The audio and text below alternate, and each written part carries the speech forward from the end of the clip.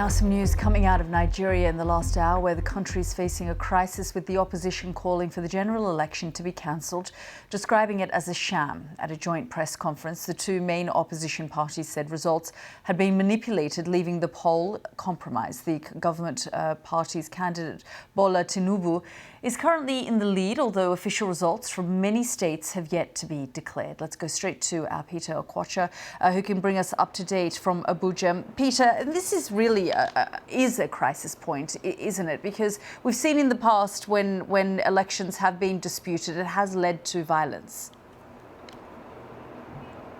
Indeed. I mean, this extraordinary press conference that was held today by the two main opposition parties, the People's Democratic Party and the Labour Party, they were joined by a third party, the Alliance for Democratic Change. So those three parties coming together to say that these elections were a sham, they were a fraud, that there was a lot of vote rigging involved, and that the elections should be cancelled.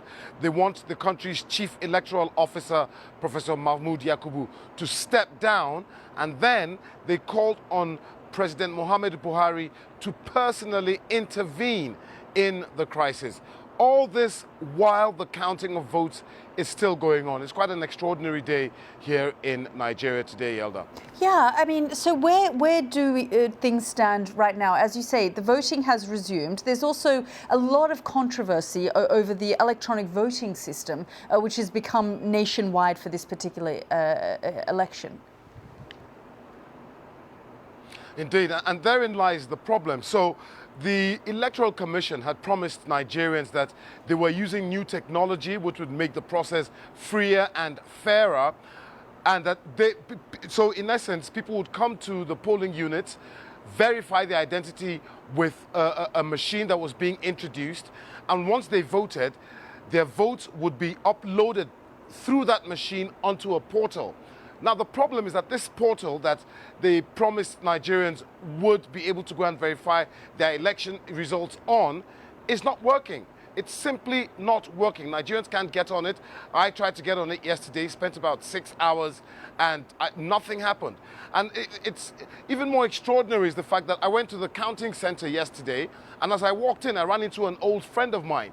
And when I asked her what she was doing there, she said, she works with the company that built this portal, and she agreed that they messed up big time. She used stronger words than that. So that's what the opposition parties are saying, that if we cannot verify our results against what you're announcing, how do we know what you're announcing is true?